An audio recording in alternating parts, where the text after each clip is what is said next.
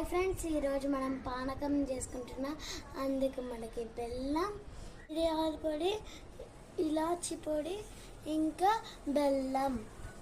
ఇప్పుడు మనం పానకంలో కలుపుకుంటున్నాం. ఇప్పుడు నీళ్ళు,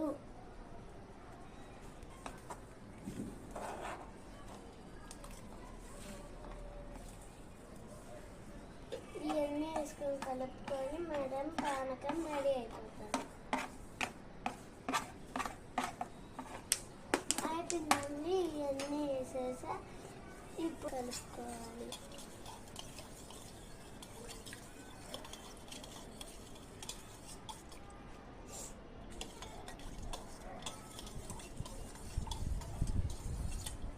పానకం రెడీ ఫ్రెండ్స్. ఇప్పుడు గ్లాస్లో పోసుకుంటున్నాం.